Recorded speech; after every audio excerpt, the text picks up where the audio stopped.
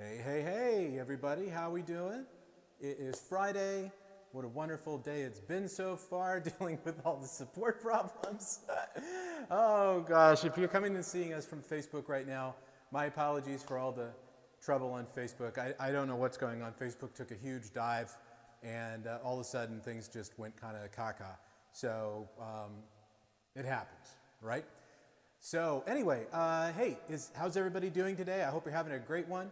My audio is low and buried in reverb. That's an interesting one. How about now? Does that sound a little better? I can't actually hear my audio, so I have to rely on everybody else to let me know what's going on. So let me know how the audio is coming in now, and we will start from there. So in any case, welcome to today's live stream event. Yep, the reverb's gone. Okay, you know what the problem? I'll tell you what the problem is later. But that was a fun time. Welcome to today's live stream event, where I am going to be taking you through okay, I'll pump that volume up just a little bit more and see what happens there. Okay, here we go. I got something for you. Right, there we go. Okay, back to our scheduled program here.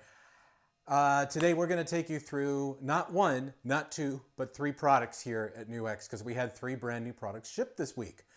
They just arrived. We showed them at NAMM a couple months ago, and everybody has been waiting to see what's going to happen and when it's going to happen. And well, that time is today. And this is just the beginning of several new products that will be coming today. And I even have some crafty new tips and tricks here, some little tricks. So if you have questions, I'll move over here. Just go ahead and type them in, and I will try to answer them as quickly as I can. This is, let's see. Well, Chris, I'll try to do what I can with the volume. I literally have got this thing cranked pretty much as hard as it's going to go. So bear with me one second here. Let's see what I can do. Okay, I think I can do something here. Hold on one second. There, that's probably a little better. Well, that's a lot better. Whoa, baby. All right. Trying to get that volume under control. Give me a shout out. Let me know how it sounds now, Chris, so we can continue on with the show here. How about it? How about now? Okay, sounds much better. All right. I made a little, for those of you who wanted to know what I just did, I made a little adjustment here to the B10 vlog that I'm using for my live stream event. And it's all good. Hey, I see Slippery Fish is here. How you doing there? For all of you out there, give me a shout out. Let me know if you're around. Say hi. So it's so Chris and I have people to talk to, because Chris is on one channel and I'm on the other, and we're just hanging out here. Well, let's just show you what we're going to be working with today. So today I have the brand new Mighty Lite BT Mark II down here at the bottom. And I'm going to be using it. Whoop, topped over there a little bit. We are a little teetering for a reason. Don't worry, everybody.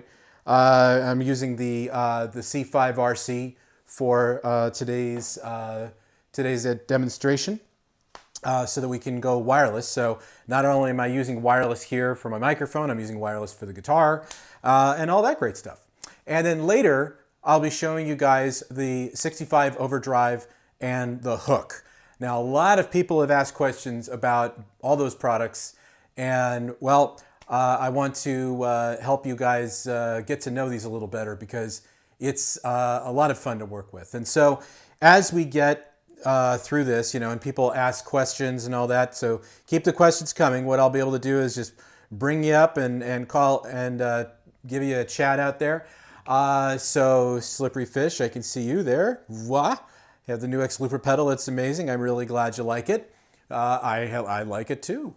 And we're going to be showing how to do it with the hook, which is our new mini looper. It replaces the JTC Pro, or I'm sorry, the JTC Mini, not the JTC Pro. That one's still around, but it has all those great features. So it detects the tempo of what you're playing, and then it matches the drum to the playback, which is fantastic.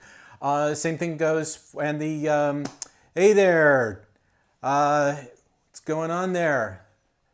Bass Welton. Okay, I can now see everybody on the screen there, and yes, I can see you down here as well.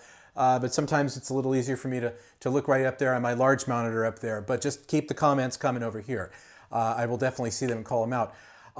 So the 65 overdrive, you'll see in a few minutes, probably in about half an hour. It is an emulation of a Fender Black Panel, and it is just amazing. So it doesn't matter if you play with single coils or if you play with humbuckers or anything like that, it all sounds good. So without further ado, let's get into the amp. So let me go ahead and bring the floor camera up here. You can see now that I'm doing all these neat little transitions. What do you guys think about that? Doesn't it look kind of cool? It's all kinds of fun. I even have emojis. So if you use an emoji and you pop it into your chat there on YouTube, it should show up and pop and everything. So we did all kinds of stuff. Hey Doug, how you doing? Good to see you. Thanks for stopping by. And yeah, let's take a look. Let's take a look. All right. Oh, that's strange. Okay, well, whatever. Anyway, okay, so here is the brand new Mighty Lite BT Mark II. It looks remarkably different from the original version, right? Nope. It's pretty much the same exact looking product, but that is where the similarities end between the two, because we've done a massive overhaul on the DSP inside of the Mighty Lite BT Mark II, and it is more in line with the Mighty Space and more in line with the Mighty Plug Pro. So it has those signal blocks. Unfortunately, in this case, you can't move them around, but still, you still get all those amps, you get those cabinets, you get those effects, you get all the great stuff, you get the jam tracks and everything, and I'll take you through everything all the way through here. So let me go ahead and flip this up top so you can see what's going on here. Okay, so let me just, I'll take it out here for a second. And there's other things that we've talked about too. I see there's some questions. There's a question about the Mighty Space. I will absolutely answer your question in due time, so bear with me, everybody.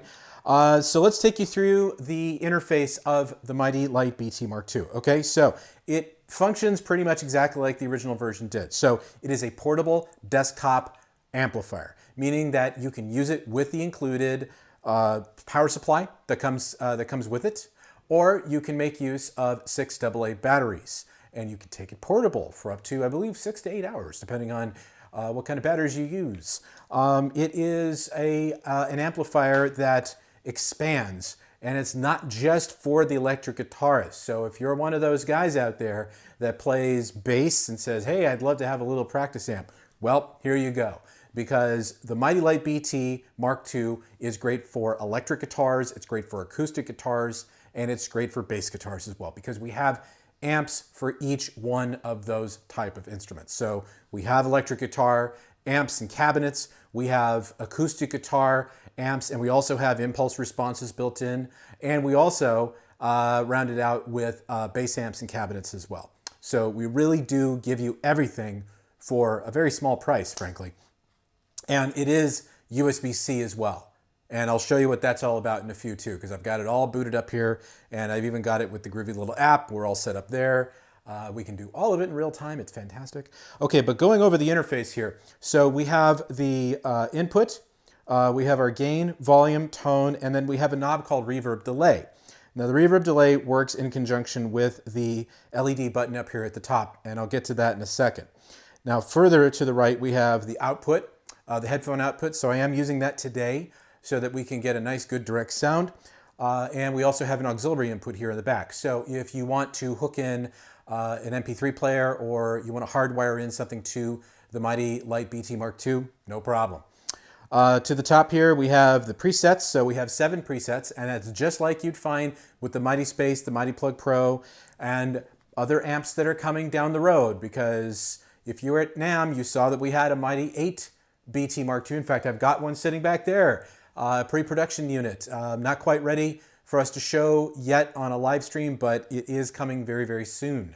And so looking at the top here for the presets, we can scroll through the presets by making use of the button there. And you can also do the same here. You can see that that's changing along with the app as well. So I will absolutely show you the app in a few minutes, but I want to just show you the analog side of things first with this. So in addition to that, to the right of that, we have the Bluetooth indicator. So if you need to repair the Mighty Lite with your iPhone or Android or whatever you're using, not a problem. Just press and hold, and you can turns it to discoverable mode, and then you can go right ahead and figure it out. Okay, so that's if you press and hold the preset button. Now to the right of that, we have the drum controls. So we can turn the drums on, which you can't hear anything yet, or actually you can. Yeah, you can. I did set up an audio channel there. Oh, and you see I got a neat little VU meter going there on the right. What do you think about that? I wanted to go all out when I did this sort of recasting of the interface here, just to have a little fun. Okay, so we have the drum stop and start button. We also have the volume knob, so I can change the volume so we can get really loud. And we'll delve into that with the app in a minute and show you what that's all about. Now further to the, actually, let me see here. Oh, you know what? I see something that's wrong here. There we go. All right. You know, I just noticed something there. I had that channel, I had my voice channel slightly panned to the left. So if you thought that's why it was sounding a little weak overall, that's probably one of the contributing factors. Okay, so hey there, Beacon. What's going on, buddy? Hi there from Ireland. Hello from Redondo Beach, California. How are you doing? Okay, so to the right of that, we have the we have the button for tap tempo. And we have the button for, oh, and also this has a tap tempo as well. So the drum machine does have tap tempo built in here. So if we get the drum machine going and we want to change the tempo, just press it in succession and you can change the tempo, no problem. To the right of that though, this is the button that corresponds to the knob below. Okay, so here we have the tap tempo for the delay. So we can change that by just pressing it in succession. And then you can use the knob to adjust you can use the knob to adjust the mix of the delay, or what you can also do is you can press and hold, and you can see it that the LED now turns kind of red. Well, it's kind of hard to see because of the way that we've got the camera pointed here and the lighting and everything. But this is kind of a purple magenta sort of idea. So when you have that on, you can then use that to change the level of the reverb. So you could toggle between delay and reverb from this button and this knob. So it's very handy.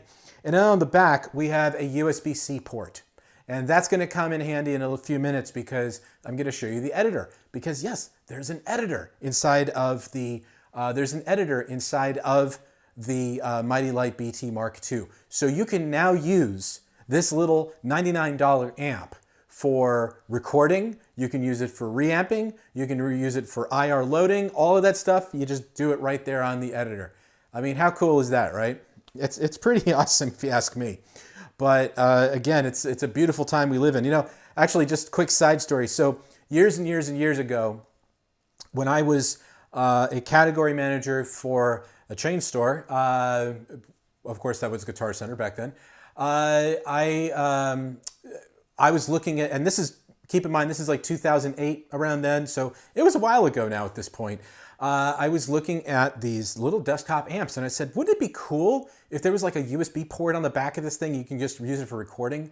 And it never came to fruition with any of the major companies. And I pitched that to everybody, like Digidesign, before they were called Avid, a whole bunch of other companies like that absolutely had the technology and could have done that, but they never did. And so now we get to rake in on that idea. And so it just occurred to me the other day, I was like, this is exactly the idea I was pitching to those guys, and now, hey, boop, boop, we got it. So back to the back here. Okay, so actually we don't actually need to see anything in the back there because, I mean, hey, we've all seen a USB-C port, right? So not a big deal. But I'll go ahead and bring the amp back up here. So I've got it kind of like teetering a little bit, so that's why I'm being a bit gingerly with it. But that's just one part of the story here. The other part of the story, of course, and we haven't even played a note yet, is the editor. Okay, so from my trusty dusty phone here, I can do all kinds of things. Like I can change the presets, I can select the various signal blocks, all that. I want to talk about that in a minute, but let's go ahead and actually just start by actually checking out what the amp sounds like. So what we need to do is turn on our C5RC here. So there we go. That's what I was looking for. So I'm using the C5RC as my wireless rig here today because I thought it might be fun to just go ahead and do it with that. And I'm going to go ahead and just pop that sucker on here. And I am going to move that a little bit over to the side so that it doesn't get in the way. Here we go. So it doesn't get in the way of the camera there so we can see everything. And then don't forget to mute it. I don't know if you guys have ever seen these before, but the C5RC is a really great wireless solution because it's meant for 5.8 gigahertz. So it's a less crowded bandwidth. It works with active and passive pickups. And it's just an incredible piece of gear. And you can use it for hours and hours and hours. And it comes in this groovy little rechargeable battery case that I think is pretty awesome. And it's got that mute switch. So now, yeah, we should hear it. So, okay. Allegedly, we are also in tune. Let me throw on the headphones here so I can have a look-see.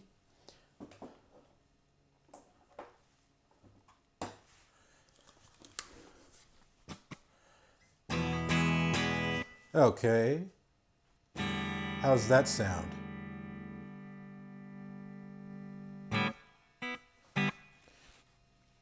Okay, we're going to be a little careful about the volume levels. Bear with me, everybody. Can you guys hear it okay? Can you give me a shout there, Chris? Let me know. Can everybody hear it?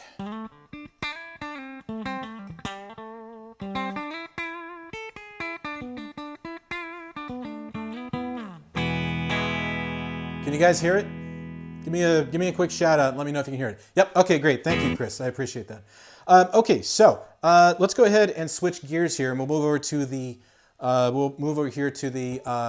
oh, you see how the little emoji thing just popped up there on the screen? Isn't that cool? So if you put emojis in on any of the chat on Facebook here, or on YouTube, it'll show up as little bursts of emojis on the screen. So I wanted to kind of jazz it up a little bit. All right, now we're using a very vanilla flavor of tone here. So let me just go ahead and take you through the app itself. Okay, so we have the 7 presets. So this is more of a kind of smoke 'em if you got 'em sort of sound.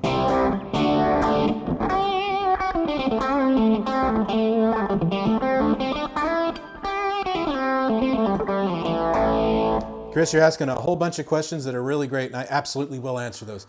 So that's preset 2. Here's preset 3. This is more based on a dual rectifier.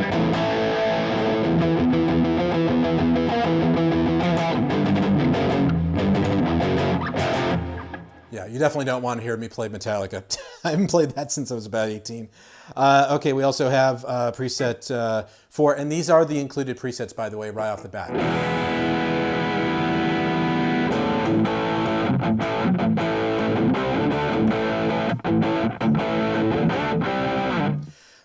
Preset 5 there. Sorry, having a little brain fart here on a Friday.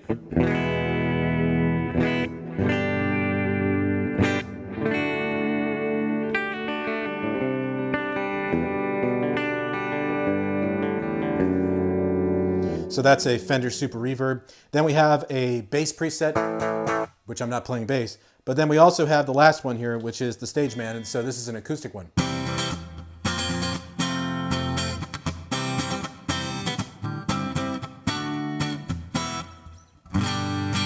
I hear some chords are sounding better than others.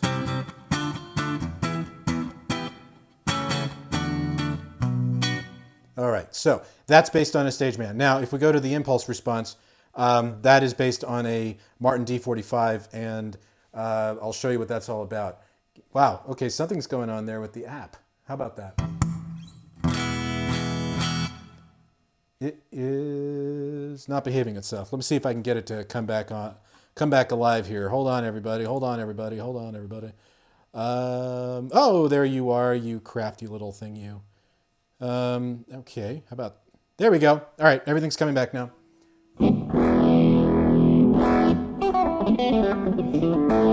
So you guys know, I am, so the setup, just so you guys know what it is here, I'm actually using 3 ways of inputting what I'm showing here. So the audio, I'm taking a direct feed from the headphone output on the amplifier, and it's a stereo output, yes.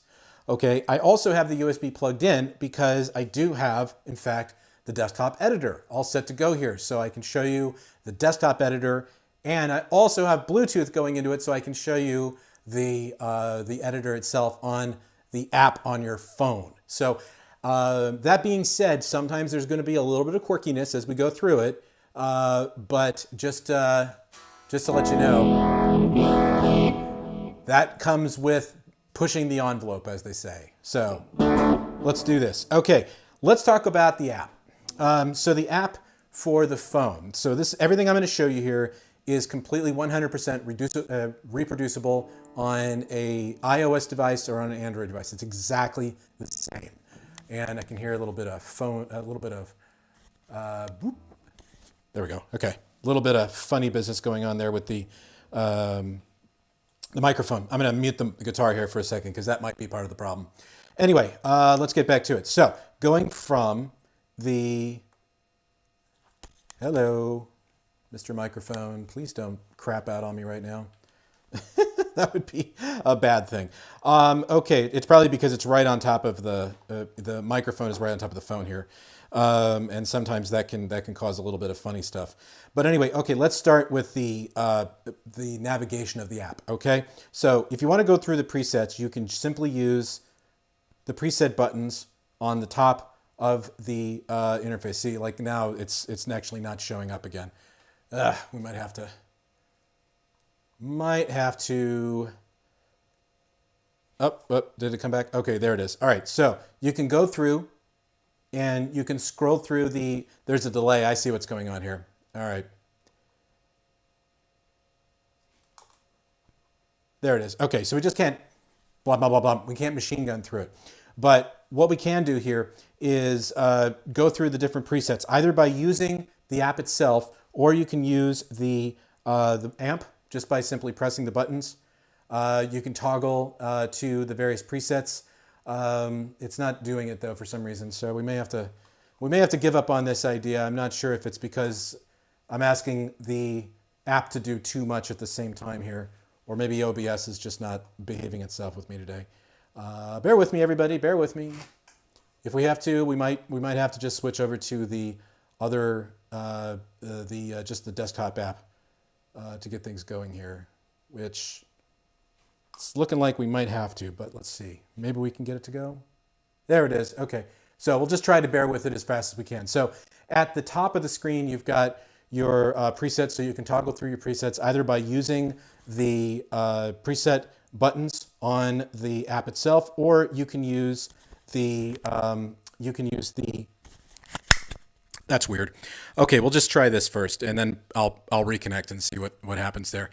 Okay, so we can go through it this way, or we can simply use the button on the amp.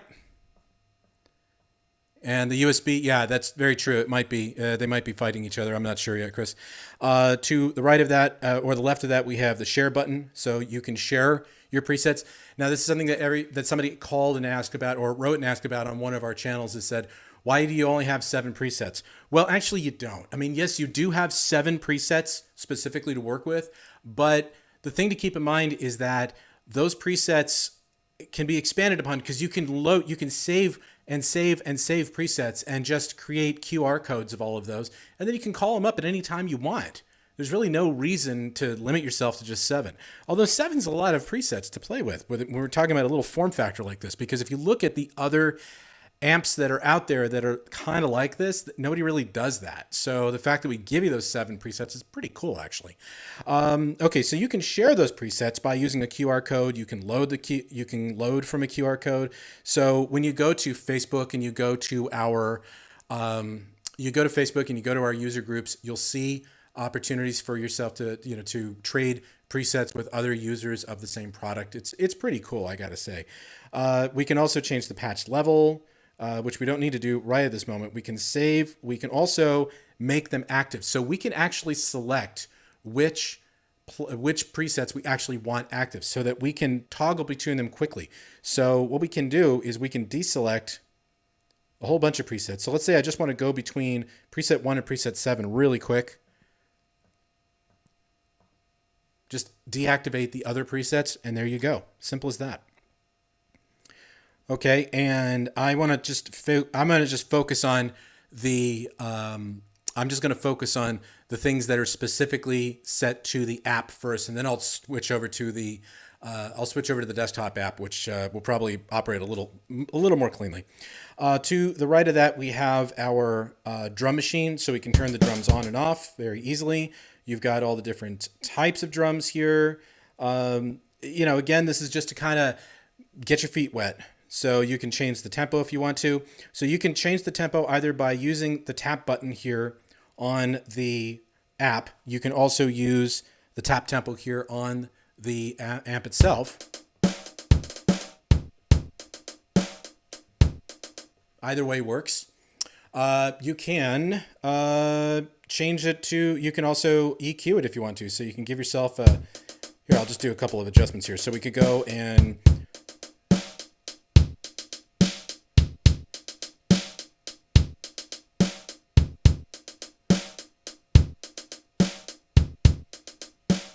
that's not bad. We can go to electronica. That's always fun.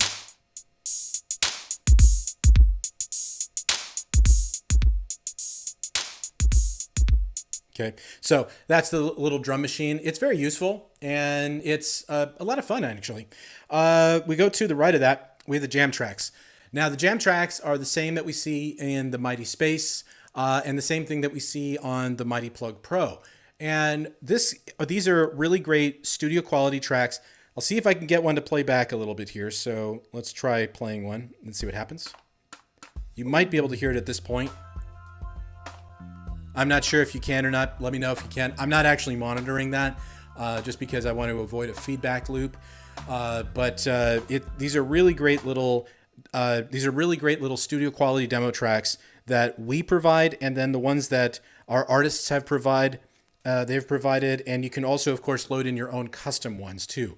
So you can load in, your favorite MP3 and jam along to it if you want to. There's a lot of, okay, thank you, Chris.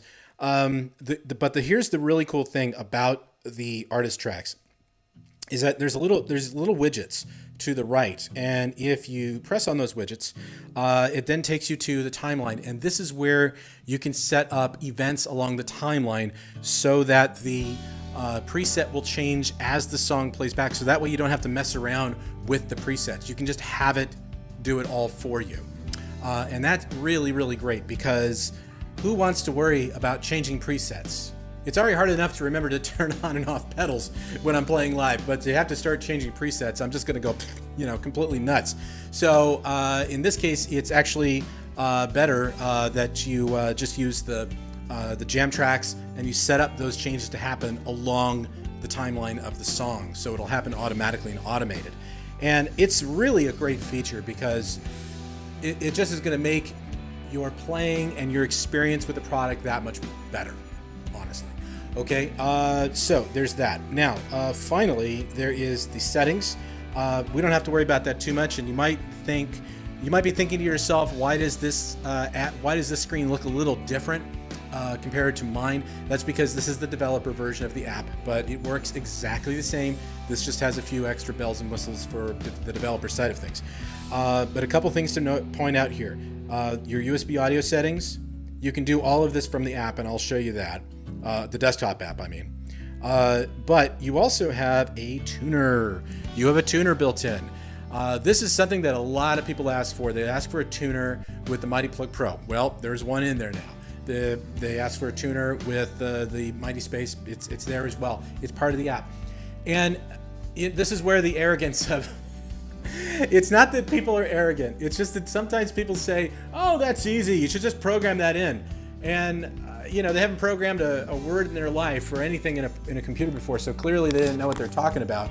And you know, it's actually rather complicated to get a tuner working in this app in the way that would make sense for people, because you have to remember that you're hooking up Bluetooth audio and Bluetooth MIDI both into this app from the phone, and sometimes things can go a little topsy-turvy. So putting in a tuner into that it's a little more difficult than people may think, but nevertheless, it's here now. You have your you can change it to guitar compensated. You can be chromatic. You can do whatever you want with it. It's very cool, and it just makes the whole experience that much better. But now at this point, I can see it's going a little it's going a little crazy here. So let's see. I don't think there's any audio going on here at the moment. Ah, there it is. Okay, so, well, okay, you can't see it there because the iOS is messing up here a little bit. So I'm just going to switch over to the desktop app. And what I'll also do, just to see if I can fix this up a little bit, is I'm just going to stop mirroring here. All right. And you can probably now hear the demo track playing back.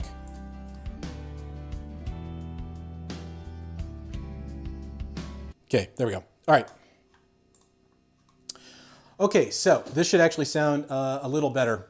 Yeah, sometimes I got a little, let's see, I got a little adventurous here and decided to try to get Bluetooth and everything else working at the same time along with the desktop app. Sometimes things can go a little funny, but not haha funny, but just like, what the hell just happened sort of funny. But now what we have is the app. So let's take a look at the desktop app itself here. So it's a very easy app to get around in. Let's bring up the guitar again. There you are.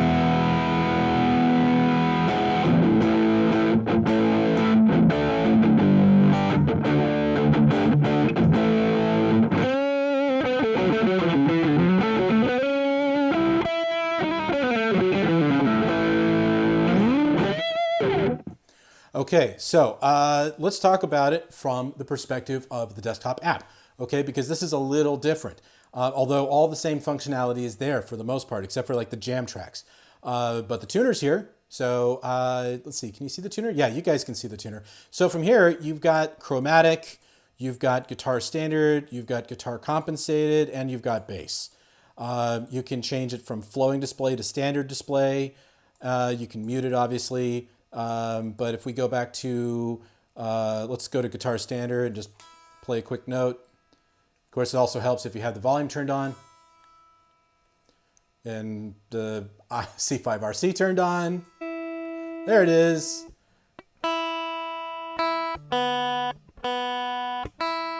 There it is.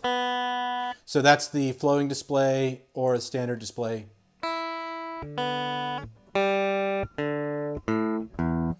And you've got guitar standard and guitar compensated. Now, I can talk about those if you really want to know more about it, but guitar compensated is based on the James Taylor tuning, where you're basically making tiny little adjustments to the lower strings, so as you play harder, it still stays in tune. So it's really meant more for like acoustic guitars, in my opinion, but either way, it's a pretty cool thing because it does actually make you play in tune a little better depending on your playing style. So more on that later if you want. But let's talk about how to create a preset, because this is a really good opportunity to, let me switch to the bridge here. By the way, I'm using this groovy Spirit Steinberger. I really love this guitar. I've just come to really come to love to play this thing.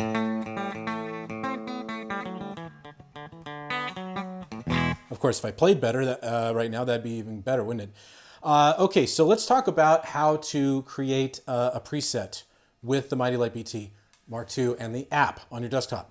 So you have your signal blocks here. So you've got your gate, effects, amp, impulse response, modulation, delay, and reverb. Pretty straightforward, all left to right.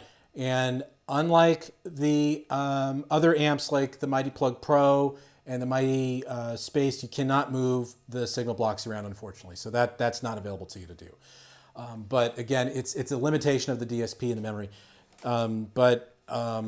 Again, remember, it's a $99 practice desktop amp. I'm just saying. We can't give you everything. They can't all be zingers. But if you want to turn anything off or on, any of these blocks off or on, just simply right-click on it and it turns right on. Right-click on it again, turns it off. So let's go ahead and create a preset right from scratch. So I'm going to go ahead and select an amp first. Now, if we go to the amps, you can't see the list here because of the way that OBS is displaying this right now, but we have a whole bunch of amps that are included. Like for example, we have a Tweed. We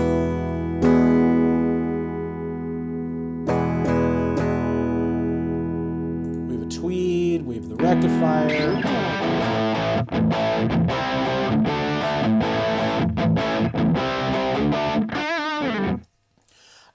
But what we can do is we can change. Let's select something. We'll select something simple like say an A30, a nice Vox, and let's also make a couple of adjustments to the volume here, to the master, just to bring that a little more open here. Okay, so we also have a lot of impulse responses. Now, again, you can't see the list here, but this is the best part about working with these types of products, is that when you're working with amps and you're working with impulse responses, the impulse response is not linked. It's linked to the amp, but you're not married to that amp, to that impulse response. You can change it to anything you want. So if you wanted to, you could go, you can see right now it's set to a Vox A212, but if you wanted to go to, like, say, for some bizarre reason, you wanted to go to a rectifier 412, you can. Or if you wanted to go to a JC120, which that doesn't sound so great, but we could go to, oh, I don't know, we could go to a Buddha 112. And you can see, you can hear,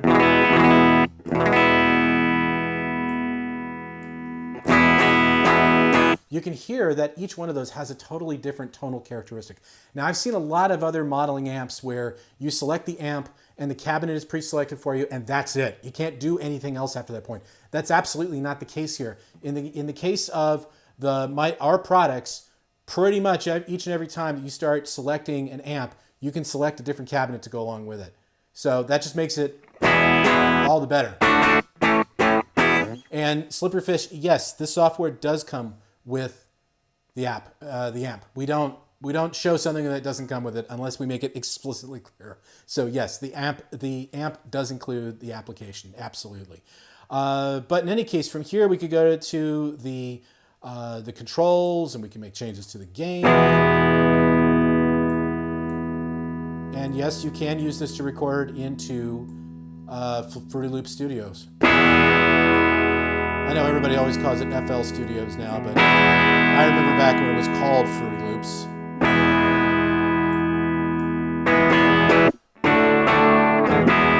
Okay, so we're just going to make kind of a bare bone basic sort of preset here. All right, what I like to do then is I like to go to reverbs. Now, for the reverbs, we have a hall, we have room, we have plate.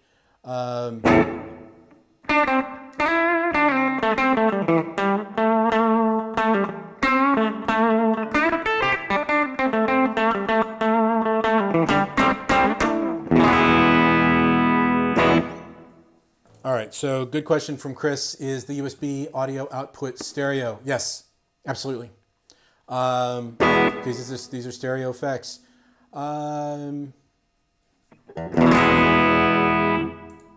It should be. Maybe it isn't. I don't know. Maybe I'm smoking crack there. I'll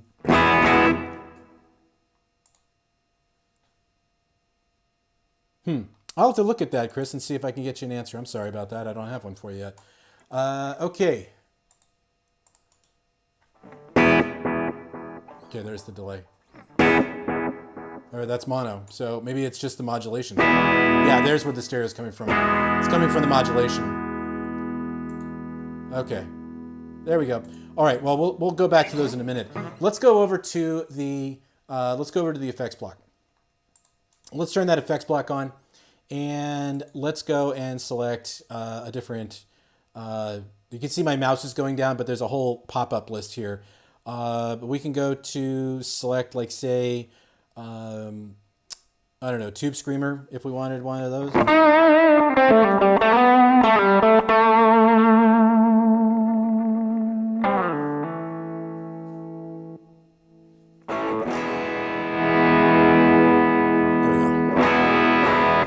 That'll do it. Okay, so we could use a Tube Screamer, and then we can make adjustments to the drive.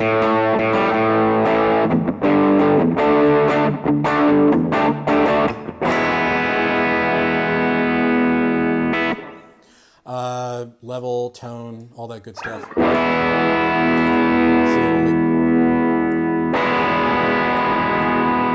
So here's what we had before. Here's what we have after.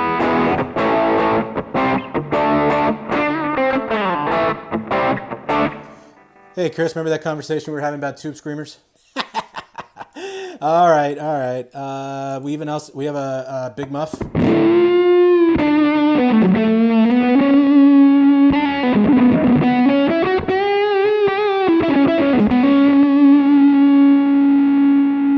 Clipping a little bit there on the mixer. Okay. We also have. Let's see, we have compression, but, you know, again, we don't have a compression for the, we don't have a separate compression block. But we do have a touch wah, and that's pretty cool. So if you were to go with that and then like go over to the amp and, I don't know, bring that master up a bit.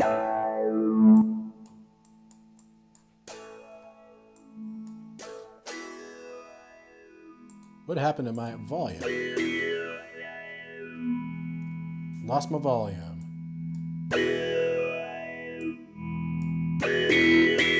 There it is. Okay, so we could do, I went to a bassmate there. Probably wasn't my best option. I don't know, I'll go to a plexi.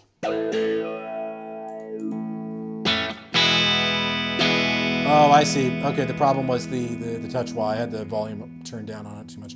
Okay, but we have like Univibe.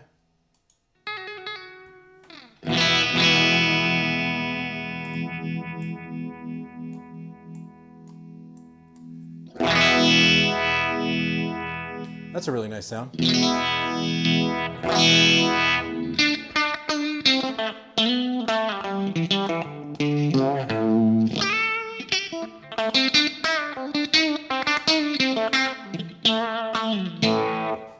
All right. Okay. Let's see. Let's go to something else here. We do have a phaser, which does sound really nice. I actually am going to go back to that Tube Screamer.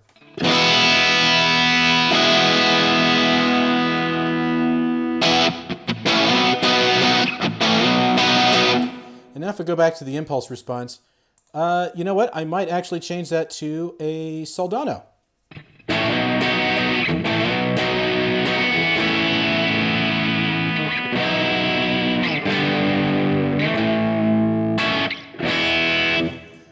And one thing, of course, to keep in mind is as I'm doing all of this, make sure you save because you don't want to lose your work. Now let's go over to modulation and let's see what's going on over here. So modulation, we've got our choruses, stereo chorus, vibrato. If we bring in, like, say, a phase 90.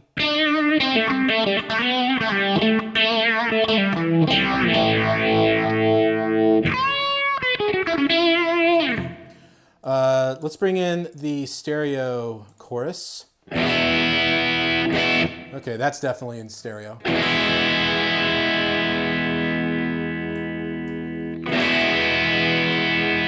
Actually, I really like the way that sounds.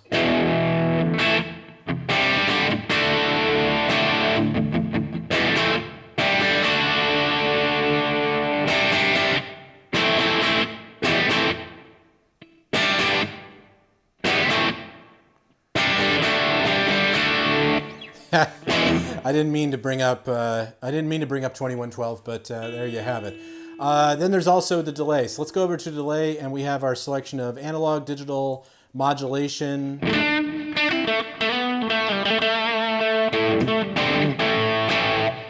So I hope you're getting the point here is that there is so much here.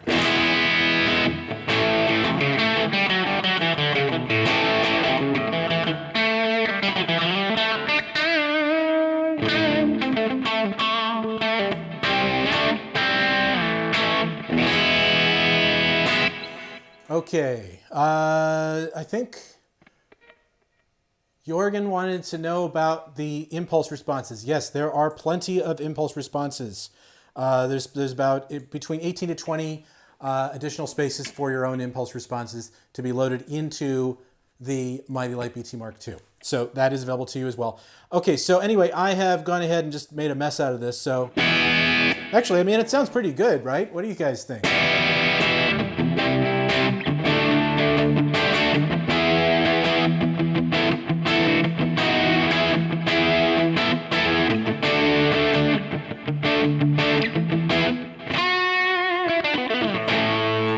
Okay, try some other reverbs. Yeah, sure, why not? Okay, I'll go over to reverb. I've got a spring reverb. Let's bring that up.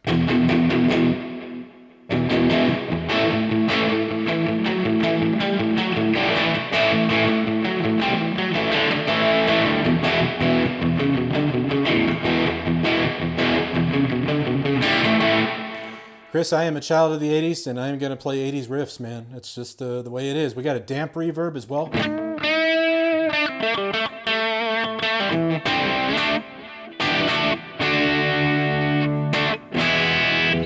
But I promise I will not play any poison licks. Okay, we have a hall reverb. But I might play rap.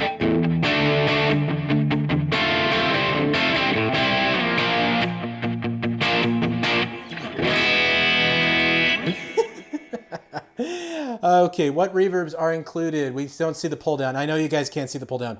You have a room, you have a hall, you have a plate, you have a spring, you have a damp. So you've got 5 reverbs to play with. Okay, I'm going to go ahead and close this up. Now, let's go over to the settings. So here are the settings that you get with the Mighty Lite BT Mark II. So you can set up your recording level for USB recording, because you can use this as a USB audio interface. So as we were talking about Slippery Fish, yes, you can use this as a USB-C audio interface for any DAW that you're working with. And it's really, really great because, you know, it just saves you a step. I mean, you don't have to mic up the amp or anything like that at all. You can just go right into your app, and it's just going to sound probably the cleanest it can possibly sound, which I think is fantastic. There are some people, I get these questions all the time on, the various YouTube channels is, you know, if I'm using, like, say, an MG30, do I have to use an audio interface along with it? No, of course not. It's a USB-C audio interface. Just plug it in and use it along with Pro Tools or Logic or GarageBand, and you're going to get a clean sound. Otherwise, what's happening is it's going D to A outside of the MG30. Then you're bringing it over to an analog interface, and it's going A to D again. So you're doing an unnecessary D to A and A to D conversion. And when you do that, you're going to get this little thing called noise in the background, and you don't want that. So if you're going USB-C all the way, then it's clean and pristine. No caffeine. Or maybe it does, I don't know. But in any case, okay, now I'm getting a little more loose because things are moving a little cleaner now. And so in any case, you've got that option. But the other option you have is reamping. And this is so cool, and I absolutely need to do a video about this. I've done one for the MG300, I've done one for the MG30. I haven't really done, and I think I did one for the Mighty Plug Pro. But here's the thing. So for those of you who are not in the know on what reamping is, it's not a new technology. Reamping's actually been around for a very, very, very long time. And with reamping, what you do is, with reamping, you can take a track that's been previously recorded. So like a guitar track you recorded, and you know, it sounds okay, but you listen back to it and you go, God, if it just had a little bit more edge to it. Well, what you can do is you can set up the Mighty Lite BT Mark II or any of our amps pretty much that have this kind of connectivity to it, and you can use it as a reamping device where you can reprocess that track through the amp and then re-record it onto another track in your DAW. So you go from a track that sounds like this to like that. And it is utterly amazing when it works. I mean, when you get something that just sounds beautiful, gosh, I can't even tell you. I mean, you can take like the most lifeless track and you can just breathe a whole new meaning into it. And it just is amazing to listen to it. It's so much fun. But that is here. And if you want to record a track that has no processing on it whatsoever, you can do that with dry out. And you can then reamp it afterwards if you want to. Now, the other thing too is we have a loopback feature built in here. And loopback is really great for the guys who do live streaming, because with reamping, with loopback, it just simply loops the audio back into your stream so that you can hear it and your audience can hear it as well, all at once. So if you're working on, say, like Instagram Live or something like that, then you have that ability to do it. So, and eventually we will be on Instagram Live a lot more often when we get authorized for Instagram Producer Live, or I think it's called Instagram Live Producer. I forget which one it's called. But in any case, once we get to that point, I can actually stream in vertical out of here right into Instagram. I'll be able to do that. So, okay, here's a really good question. Okay, is reamping just for dry tracks? From Doug. Okay, so Doug, no. Reamping is for anything you want. Anything. Okay, you could reamp, let's say it's a processed track, and you recorded it, a couple of years ago, and I thought back then it sounded really good, and it had a Fender on it or something, and you were just like, okay, this is all right.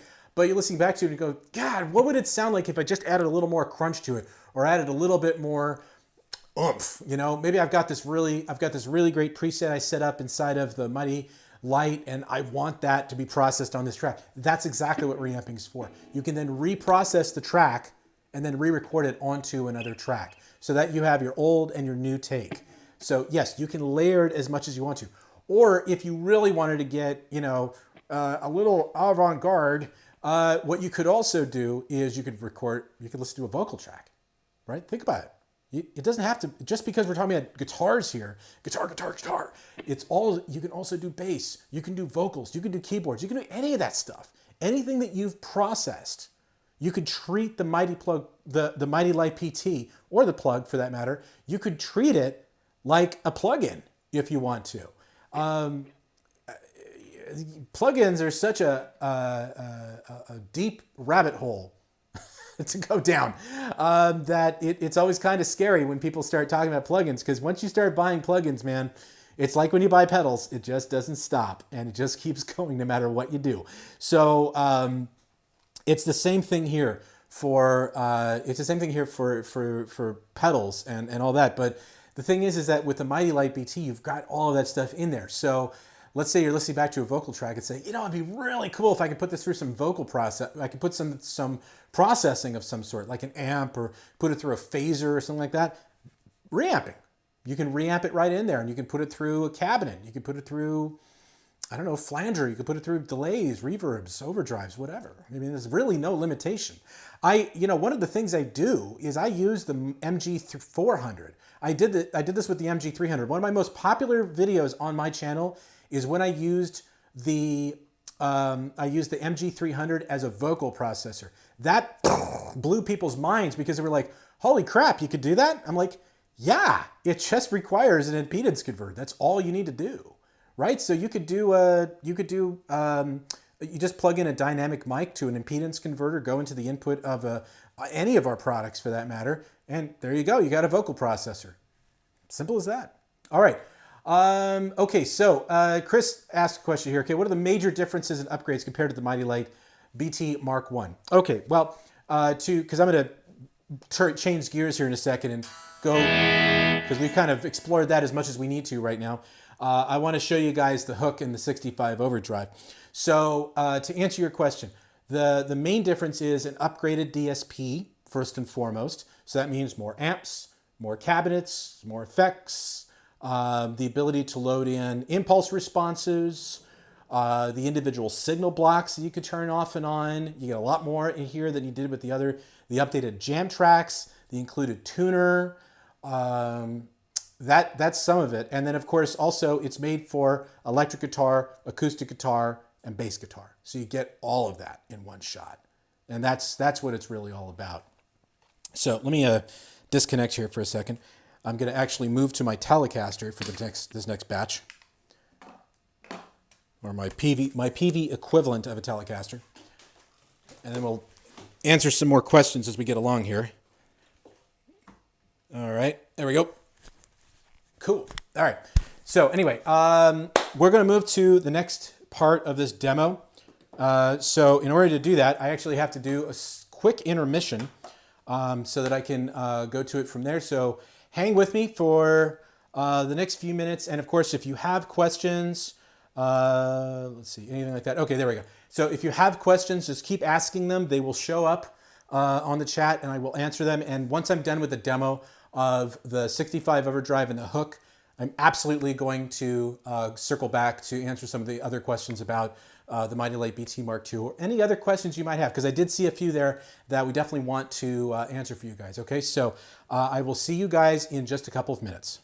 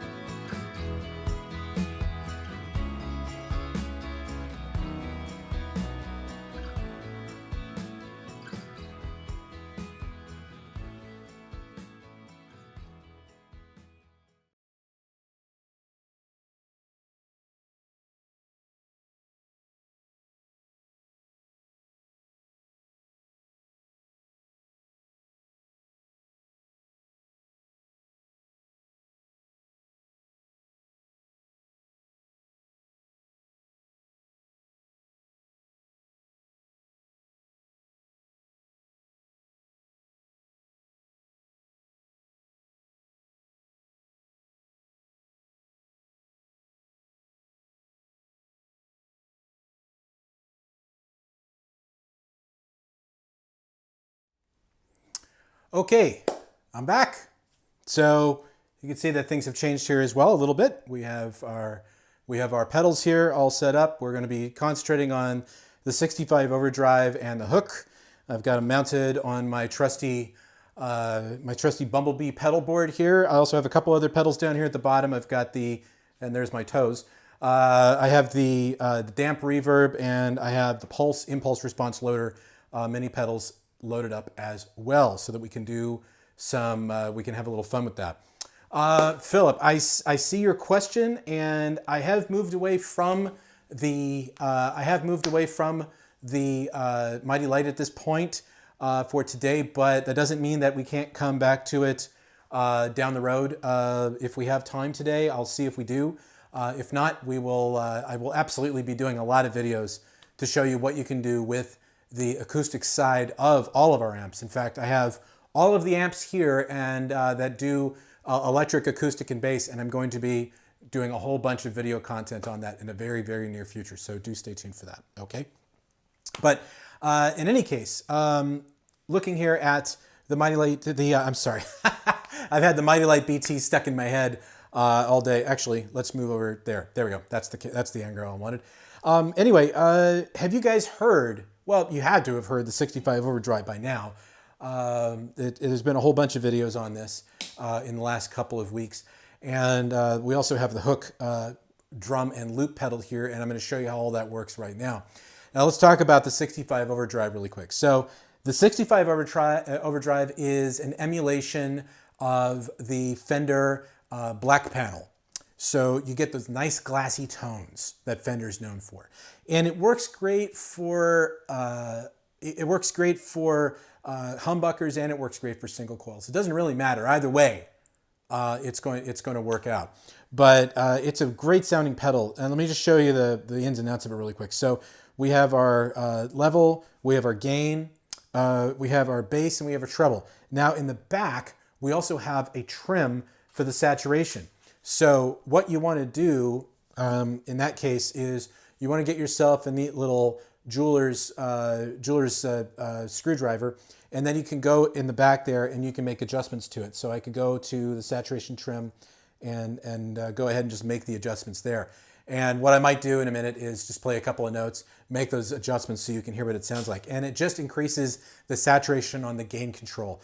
So if you've got it really reefed hard and then you like turn the gain all the way up on the pedal, it's going to overdrive like crazy, and it's very punchy sounding. You'll hear it in the next couple of minutes. But I wanted to set something up that was really, really bare bones basic, because I didn't want to go over the top here. I think people sometimes with pedal demos go a little too far with it when they see it layered with a bunch of other crap, and it's like, well, hang on, I just want to hear the pedal itself. So what I did in this case is I set up the 65 overdrive. I sent it to the damp reverb, and I sent it over to the Pulse Pulse IR loader. This is the mini IR loader. I have to really do a video about this specifically, this pedal, because I think, frankly, the way that it's being discussed on our, at least in the videos that I've seen, I saw like Sean Pierce Johnson did a really great demo on it. He gets it.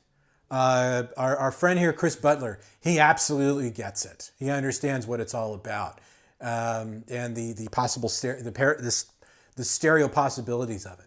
And we're going to be exploring that, because I've actually created a pedal board back here that I will demo in the near future to show you what you can do to create like this fly rig sort of idea.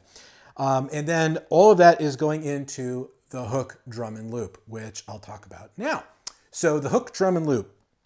This is a mini looper and drum machine, and it is so easy to use. Let's talk about first where it goes in the signal chain.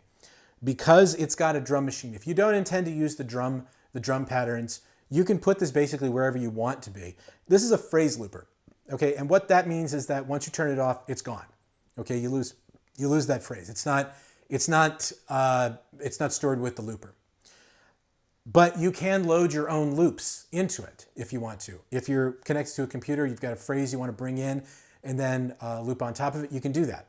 Or if you want to export what you've worked on, there's a USB-C port on there, you just pop it right in. There's an editor you can download for free right from our website. How about that? Yeah, it's pretty cool, right? Come on, guys, give me a what? I got to know you're still alive out there, everybody. All right, so I will show you how all of it works now. Finishing that thought, but I put the hook all the way to the end of the signal chain. The reason I did that is because I'm going to be using the drum patterns. If I use the drum patterns and it's placed all the way at the beginning of the signal chain, then that means those drums are going to again go through the 65 overdrive, the damp, and the pulse, and probably will sound pretty horrible. So in this case, what we've done is we have put it all the way to the end so that you can record a nice affected loop and then go from there, right? So it's pretty great. But imagine this, if you will. This setup that I'm showing you, you could literally put this in a gig bag and you could take it with you to a gig without having to schlep around an amp if you really wanted to. And you can add to that even more.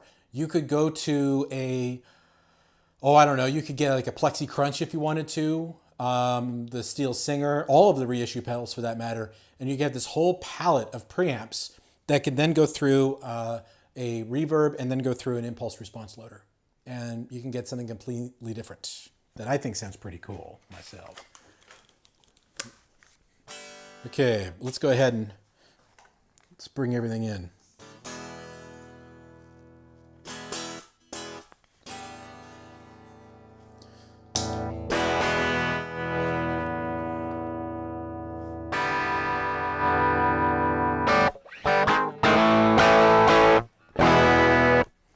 Okay.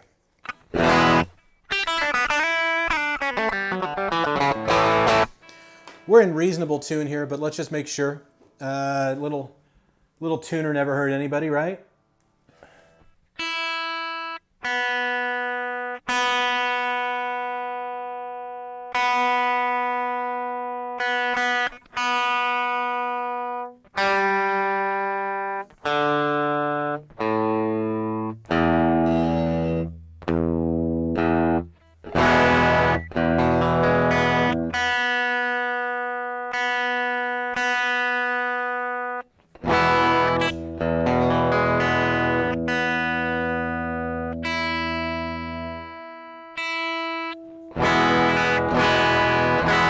You know what I should do when I'm tuning up? I should do a question. I should ask a question of everybody while I'm doing this and saying, okay, so like while I'm tuning up, man, like what's the album that you've been listening to lately? What's the band that you've been really geeking out on? Because I'm gonna guess for Chris, it's probably Jellyfish, because he really loves that. He really loves that band. Believe it or not, for me, and this is the, don't laugh too hard. But you know what? I don't care if you do. Go ahead and laugh. I've had this whole kick on Steve Winwood lately. I've just been all about Steve Winwood. The guy is truly an underrated player in just about every which way, because people always think of him as a keyboard player, but he's actually an amazing guitar player. He's really proficient, and I mean, come on, he's just a brilliant songwriter on top of all of that. So why don't you guys let me know what you think? Because, yeah, I was right. Chris is all about the Jellyfish. Okay, so this sounds pretty... Okay, so it sounds pretty sparse. Now, there's a reason for that. Let's go back to the camera. Hello, there we are. It sounds pretty sparse, and the reason is because I haven't turned on any impulse response. So let me just go here. So I can turn on the impulse response, and I want to go to the Vox here, or I could go over to the reverb, the Fender Reverb amp cabinet. If I want to make it a little more cavernous, I can just go to the I can go over to the damp and turn that on.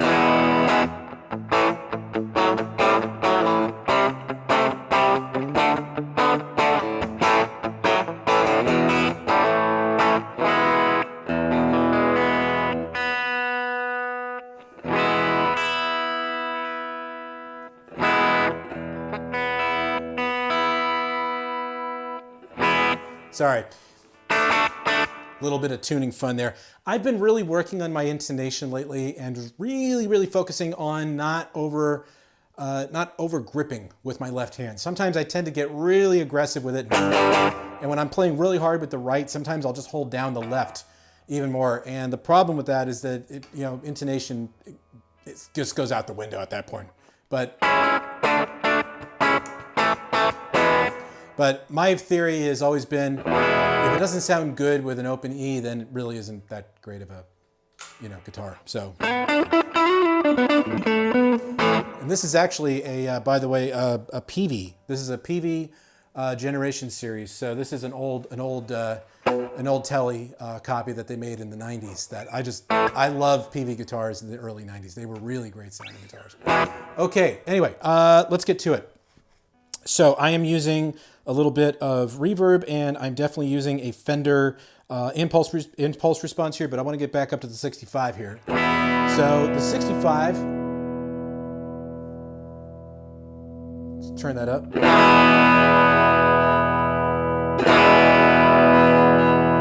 It's actually not the output from the pedal that's the problem. It is from the pulse. Yeah.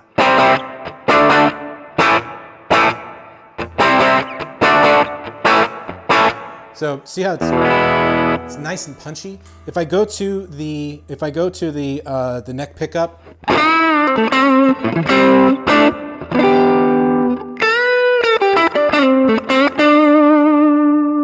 let's pull the gain all the way back there though, but just listen to that.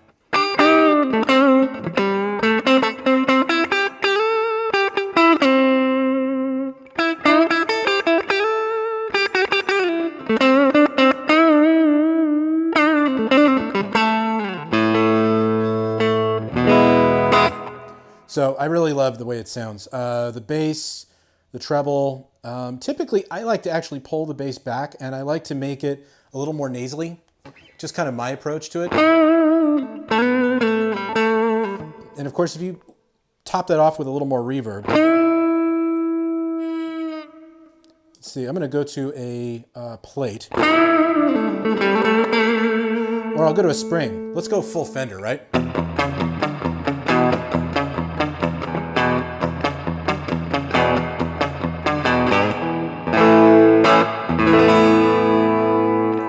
Go back to the bridge pickup.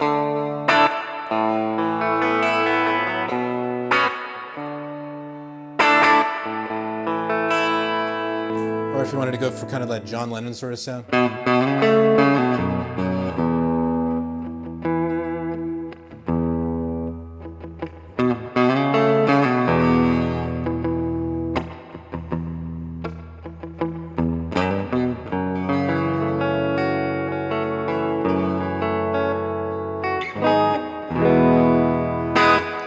Just really beautiful sound out of that damp. I love the damp. It drips. Chris, if you're wondering if it drips, it drips. So if you wanted to go all Dick Dale, you could do it for sure. And the other great thing, of course, is you've got the hold for surprise. So I know you can't see it, but if you hold down you can hold that. You can hold the foot switch down on the damp, and you get that nice sustain.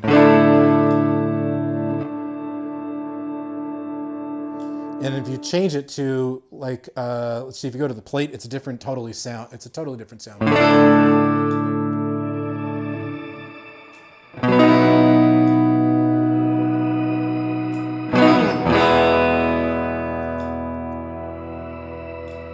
Get that nice shimmer. Okay, I am going to go to there. Okay. I do really love that. Okay, let's get back to the 65 though, because I want to move over to the hook here in a second. So here's kind of the palettes of sound. So right now the gain is like really, really low. Like it's very tiny. That's just give it a little edge. Move it back to the bridge pickup. Just a little, right? But let me see if I can manage to do this with.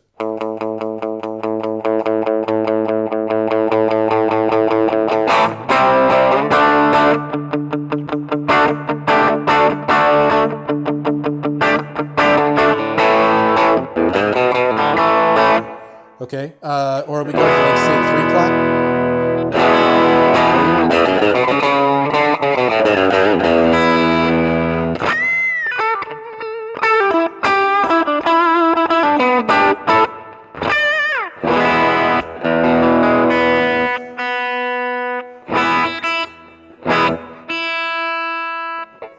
Okay, so you get the point.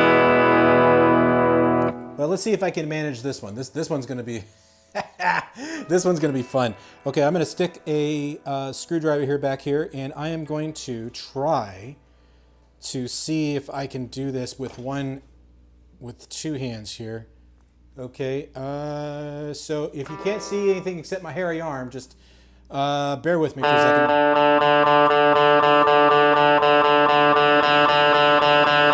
What I'm doing is I'm messing with the saturation here. So let me turn that gain all the way up. So that's all the way down. All the way up.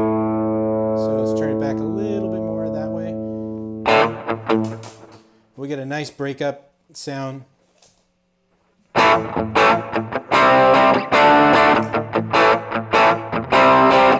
And of course, if I kill the mic,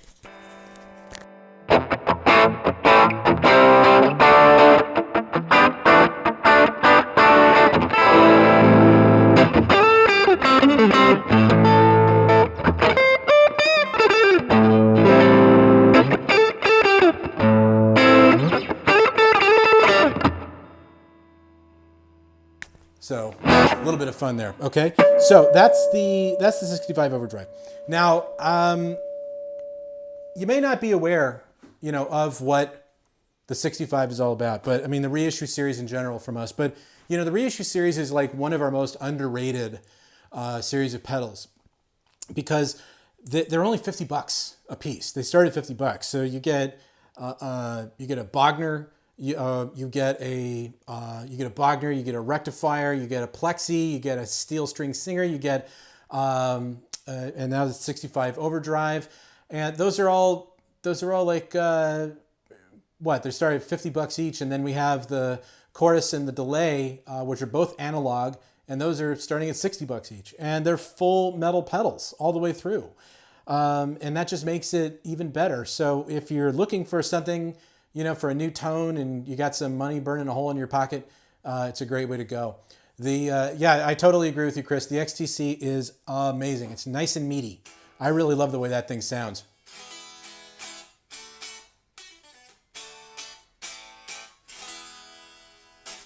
Okay, but let's move on to the hook. And the hook is let's move back to that camera there. Hey. Okay, so the hook is a drum and loop machine.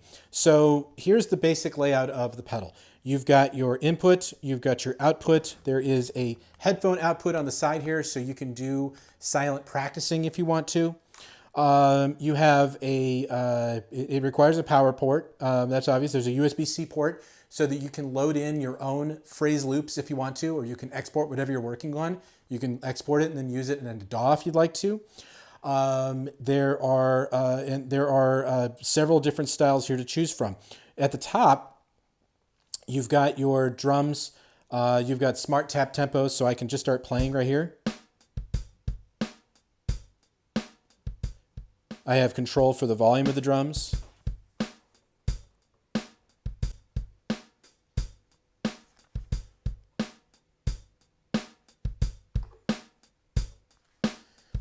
If I want to change the tempo, just start pressing the tap tempo in succession. Very straightforward. If I want to stop it, I can stop it. You have your loop level, and this is for any loops that you record. You have two versions. You have auto record, and you have auto record and standard record.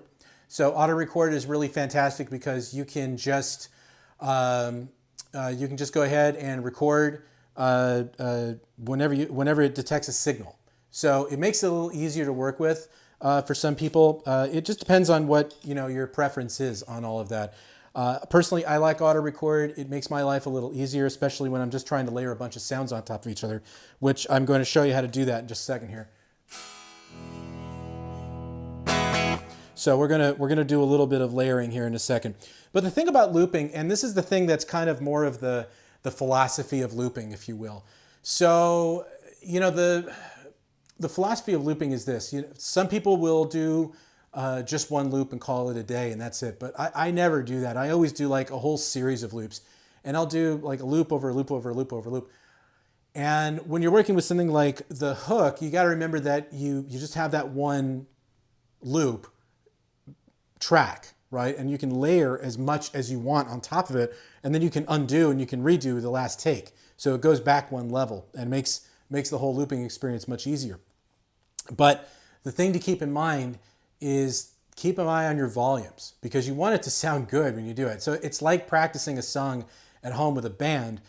It's the same idea here. You have to watch your levels when you're looping so that everything layers nicely and makes sense. So for example, this first loop I'm going to record actually doesn't require an impulse response at all, because I'm just going to put a very small, let me go back to this view here. I'm just going to put a small loop, and then I'm going to do a bass line where I'll use the bassman IR, go to the neck position, and bring the tone down a little bit to make it a little more bass-like, and then record another guitar track on top of it just to have a little fun. Something like, probably use the, and each one of those I'll be using a different setting on the gain. So if we get up to, say 12 o'clock, and then use the damp, and get that sustained sound.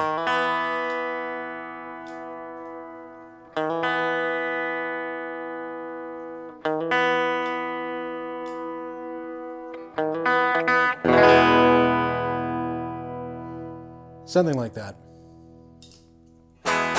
Anyway, we'll try it. But in any case, if you want to start recording, just simply press, and you can see that it's blinking. That's because we're in auto record mode, so it's waiting for a signal. So I'll just do this just to do it. So I'll just record a quick loop in just to, well, you can see it's already doing it because it detects it. So you do need to make sure that you are keeping an eye on that. Double tap to start, to stop, and then press and hold, and that will erase it. So what we can do is, let's try just recording something really quick. So 2, 3, 4.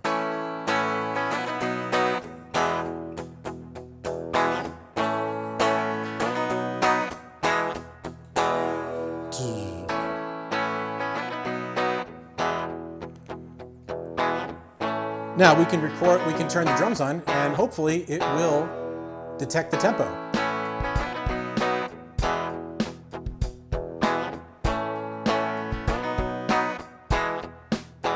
How about that?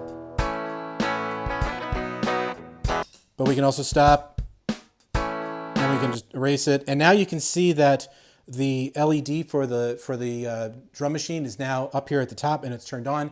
That means it's when I go into auto record mode, it's going to start playing the drums back as soon as I start recording and looping. So you have to kind of keep that tempo in mind. So 2, 3, 4.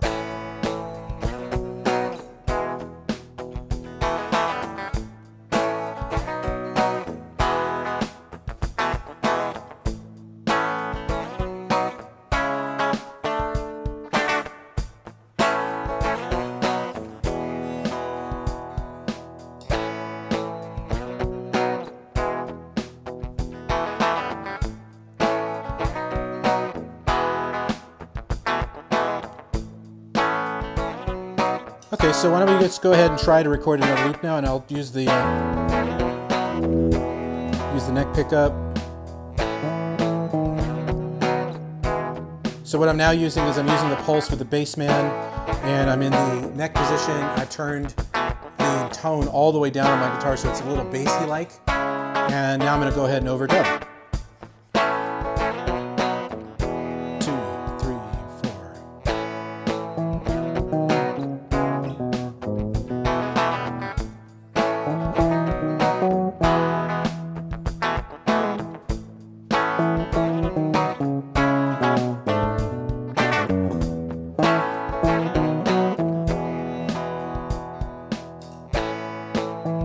Now let's say I don't like that.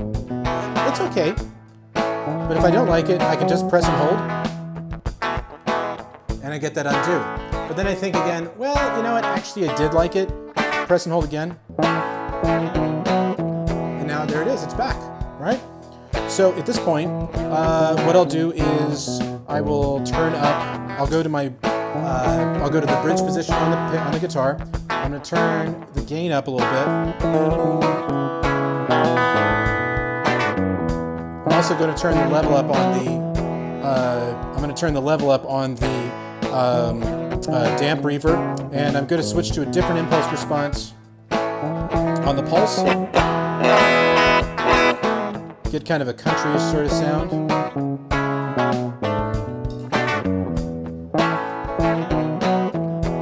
let's see what we got. Okay, so I can already tell you I didn't like that, so I can just go ahead and erase it. That's what I'm looking for, something like that. Okay, so I'm going to go ahead and try it again. Get it ready. So it's in overdub mode now at this point. 2, 3, 4.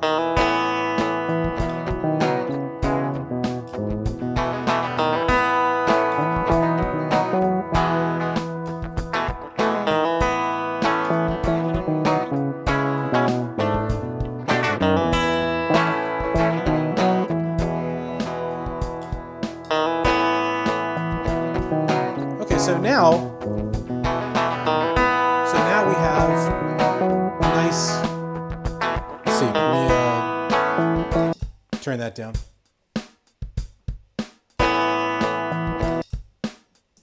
Turn that back.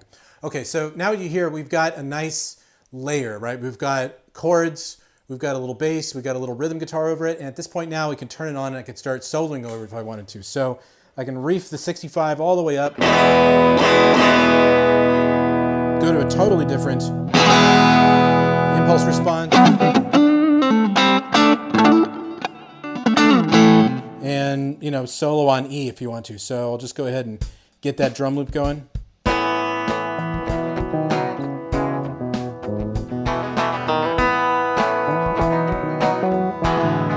And then figure out where we want the volumes to be, and then have a little fun with it, right? That's what it's all about with looping.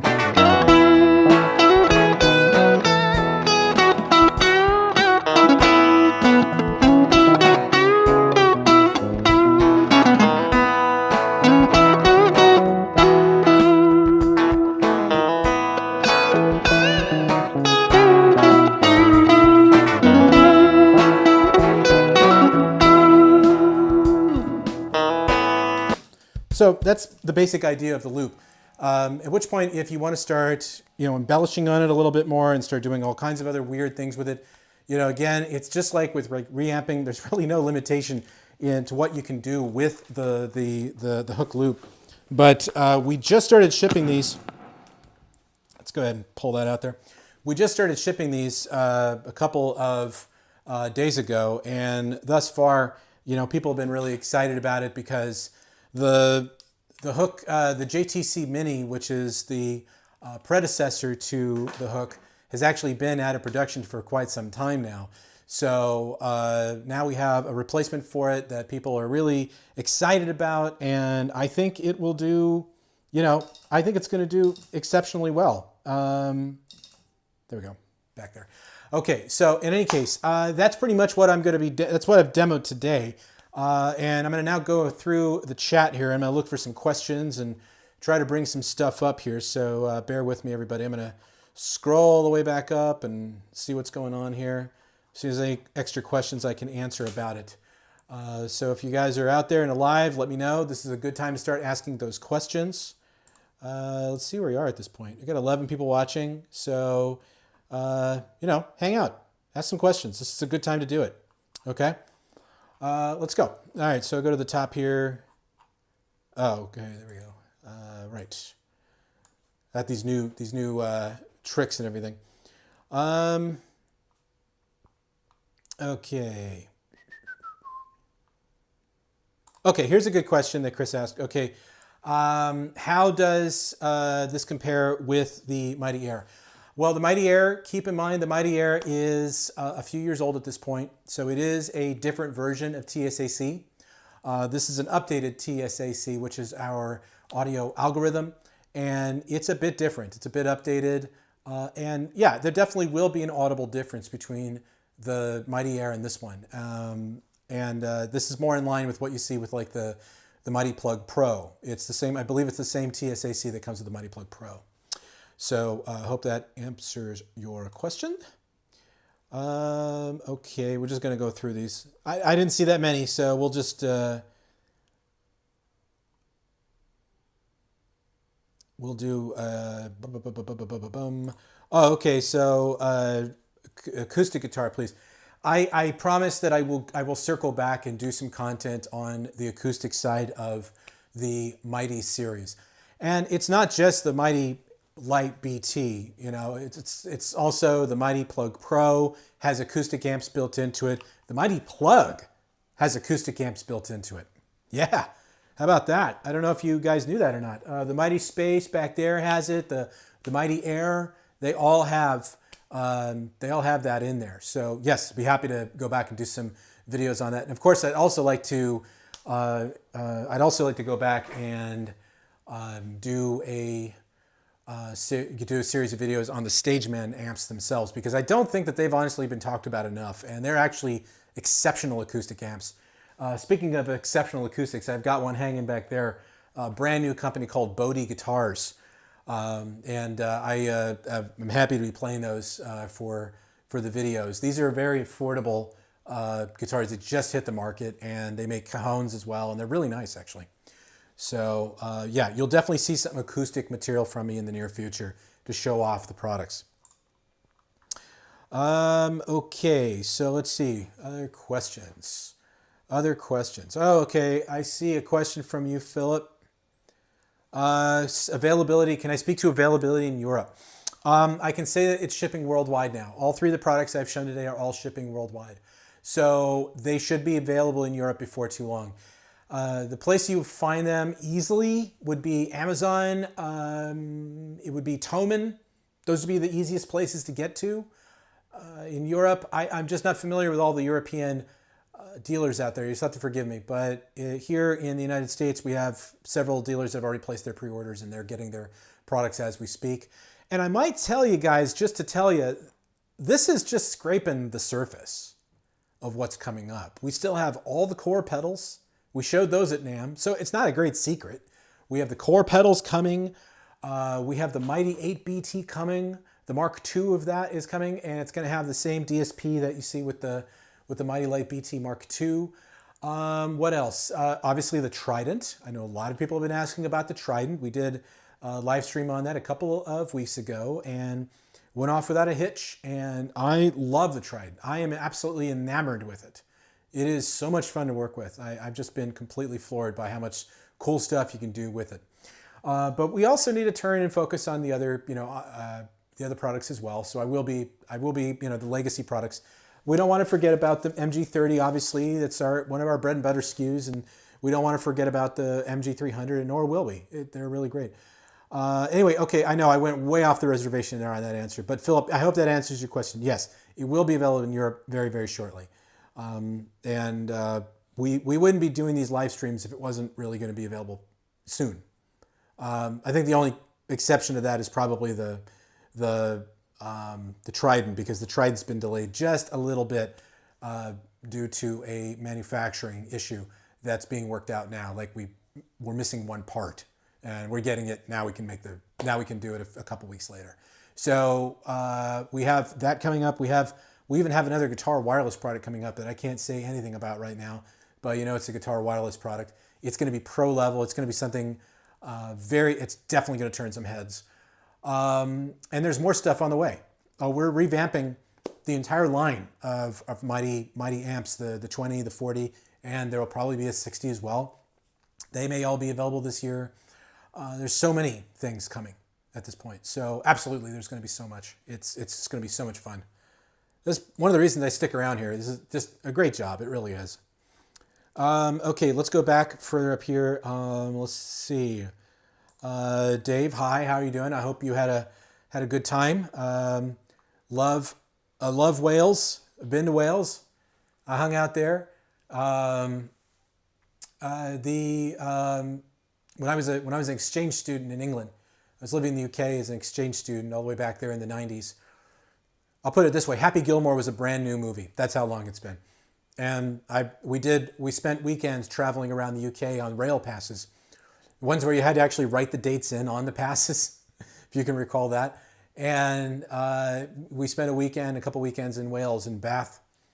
Didn't make up to Bangor, but wanted to. And what a beautiful part of the country it is. I just love it. It's fantastic. Some of the best Indian food I've ever had, by the way, was in Wales. It was Balti. Oh, so good. This is rad. I'm glad you like it, Slippery Fish. I hope you get a chance to check this out. Let's see. Oh, okay. Upbeat Beacon said he can hear the jam track faintly. I want to address that really quick. So the thing to keep in mind with the Mighty Lite, BT, the Plug Pro, the Air, all that, is when you're transmitting from your phone to those products, you're doing it with Bluetooth audio and you're doing it with Bluetooth MIDI. So you have to make both of those connections. And you have to work with the volumes a little bit. There's a way inside the app to turn the volume up on the Bluetooth playback.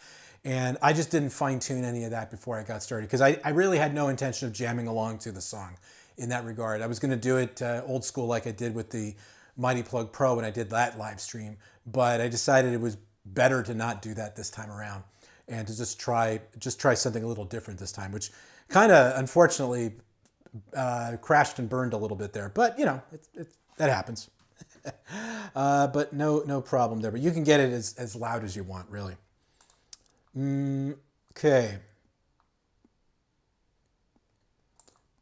Oh, and the backing tracks were glitchy. Yes, there was another reason for that too, because I was using a product called Let's View on my PC along with my iPhone, and the audio from the jam track was actually going through there to my board on a separate channel, and it was a nightmare to try to figure that out. But that's why it was glitchy, because you're dealing with OBS, and OBS is sometimes a little wanky when it comes to that stuff. Okay. Okay, here was one I wanted to get to. So Canal, the OTA, are you planning to release a new Mighty Air 2? No, we don't have any plans at this time to do another Mighty Air at the moment. The Mighty Air in its current form is still a very strong seller, and it's a great amp, and it's a lot of fun to work with. But we don't have any plans on creating a new version of that now. That might change, like say in 2024, but I've looked at most of the plans so far, guys, and I haven't seen them yet. So I haven't seen the Mighty Air Mark II coming up on any plans. So no, I don't think you've got anything to worry about there. It's still very, very current and will be for a while. Okay, let's see. Okay, Slippery Fish asked about software that comes with the Mighty Lite BT. Yes, the editor comes with the product. So everything I showed today on the live stream, yes, it all came from there. And it's all included. Let's see. I'm just looking through the list here of the questions here.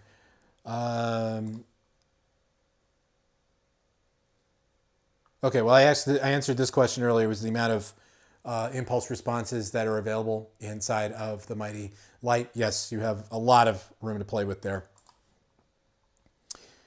Let's see. Okay, a lot of questions here that I answered earlier. Okay. So Philip, I answered this question earlier. Yes, I will do a demo soon to show you how to use it with an acoustic guitar. Let's see. Sorry, I shouldn't be like sticking there. Like that looks like really stupid, doesn't it?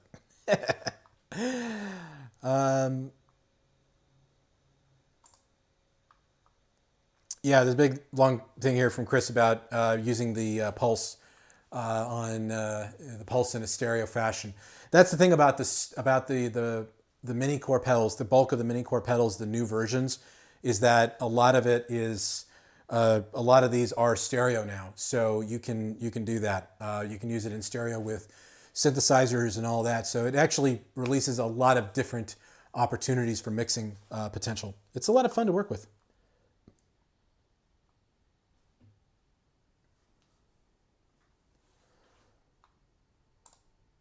Okay, some reason the text is really, really tiny, so you have to forgive me here. Let's see, looking at the product pages, I would say the Mighty Lite BT Mark II is like a single speaker version of the Mighty Air, minus the built-in wireless and rechargeable battery. That's, you know, that's a fair assessment. It doesn't have wireless, it's mono, not stereo. If you hold the two up against each other, you can see that the speaker is slightly bigger on the Mighty Lite BT compared to the Mighty Air. So yeah, they're sizable. There are differences as far as the physical differences between the two. Yes, there are some there. Okay.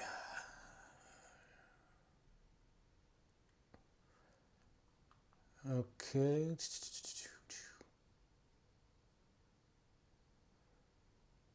All right, I'm just going through the list here and see if there's any other questions.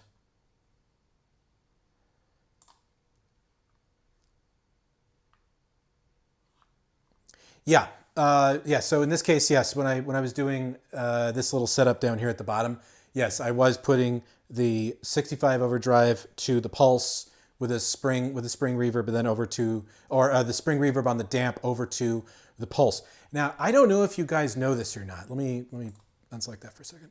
I don't know if you know this or not, but you actually have the space control on the pulse, and with the space control, you can actually put in its own natural reverb, so room reverb. It dictates the space between the microphone and the speaker cone that it's the impulse response. So you're creating a distance there, and if you turn the space all the way up, you get a nice natural reverb sound in the room. And you could do that with the pulse simply by pressing and holding the foot switch, and it changes modes, and at that point then you can introduce space into the overall sound if you want to. And it's great because if you don't have a reverb pedal by itself, you can use that as kind of a makeshift reverb. And then once you're ready with it, just go ahead and click, and there you press your foot switch there, and there you go, you're good. So little tip and trick there for you. Okay, let's see. Okay, Steel Singer is John Nathan Corey's favorite budget analog Dumble style pedal. He's a beast and he likes it, not just because it's affordable. Well, that's good to know. You know, as a dealer, when I was pedal guy as a dealer, I was selling so many of those bloody things at one point. It was crazy when it first came out, because the second you say Steel Singer, people automatically know it's a Dumble. And we really did, it's back there somewhere, we really did go to great lengths to make it look, we really did go to great lengths to make it look, you know, like a steel singer with a steel string singer with the text and the logo and the font and all of that. I think Vertex was a little pissed about that one though, but I think the guy at Vertex did a great video that really did a good A/B difference between the two pedals, because it looked like a clone at first, but really when you start listening to both of the pedals, they really did sound quite a bit different from each other. And you know, Vertex, to their credit, makes some amazing stuff. I really love the boutiquiness of their products, and I think he's a completely underrated builder, frankly. His stuff is amazing.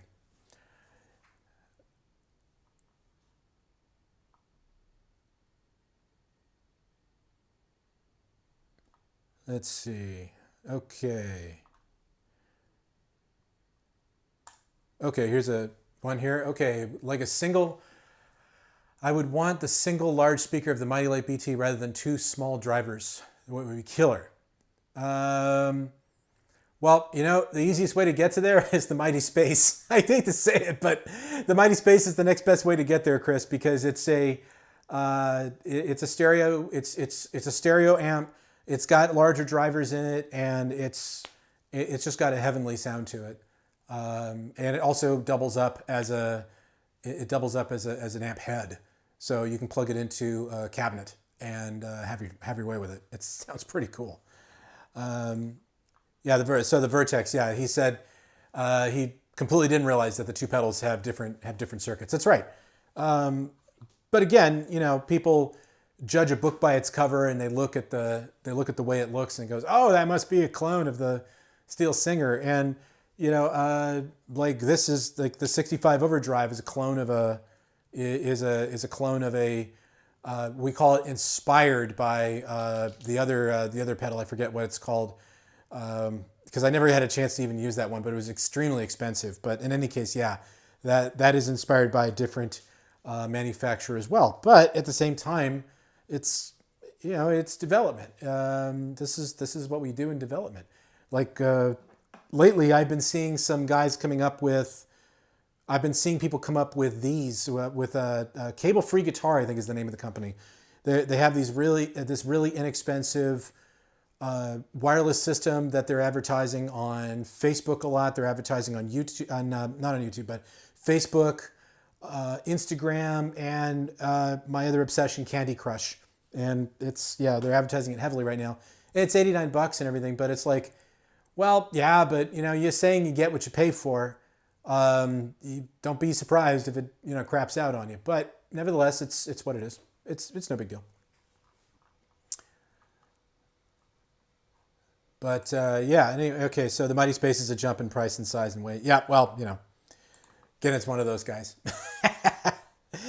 To be honest, I don't know what I care about since it internally does stereo for headphones and for recording. Yeah, well, I mean, there is that, right? And it's, you know, for $99, honestly, you can't go wrong. I think this is going to be, you know, it's going to just take off nicely as the original one did. I remember when the original one came out, the original Mighty Lite came out, and it has been a strong little seller for us for years now. And this new one will probably take its place rather nicely, and I think it'll be a really strong seller for the day, for the you know, for the money. I think these days as a business right now, I mean, you know, not to open the kimono too much here, but you know, as a business right now, NUX, we're having a great growth here in the United States since last year, post-COVID. It's been exceptionally strong, and I feel incredibly blessed to be part of it. I have a great team of reps out there that do an amazing job for us, and I appreciate everything they're doing. And they all drink the Kool-Aid. You know, they know that this is a brand they need to get behind, and they're great at impressing that on dealers. And we are at Guitar Center with 7 SKUs across all stores, which is fantastic. Oh, you never heard that phrase before, Chris? But the company is doing great at the moment when the economy is a little in flux at the moment, and things are a little questionable out there. Not because of anything we're doing or not doing, but there are a lot of companies I know right now that are not doing nearly as well in this regard as we are. And that's because, well, you know, we're kind of seen as the new kids on the block, even though we're not really.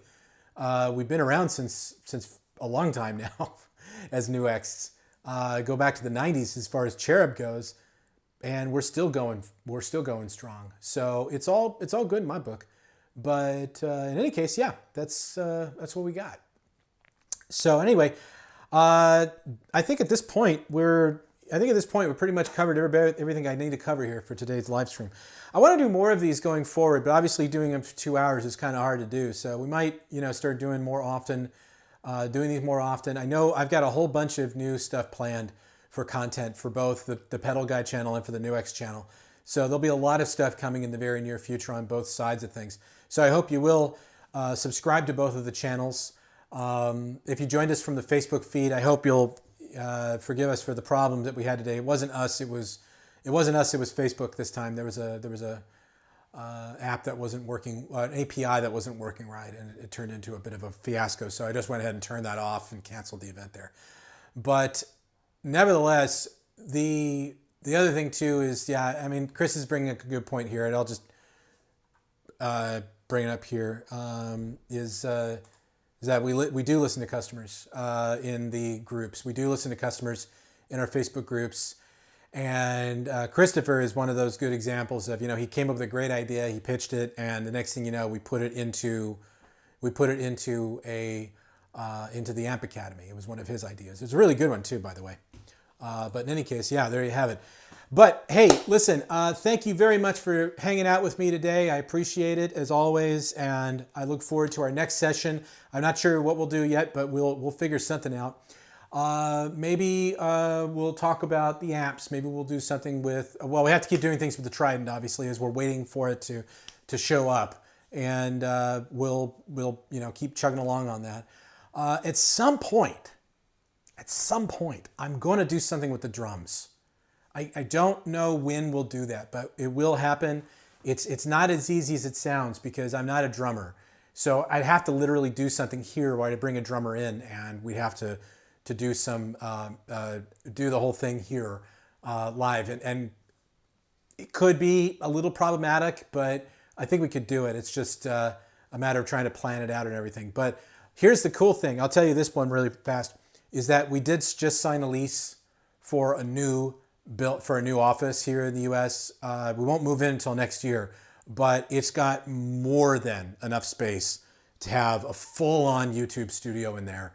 Well, we'll be able to do live streaming out the wazoo. So we'll be able to do plenty of live streaming for drums and for pianos and all the other things that we make, because it's not just about the guitars. We do all of this other stuff. But in any case, thank you very much again for hanging out with me today. I hope you have a wonderful weekend, and we will see you down the road.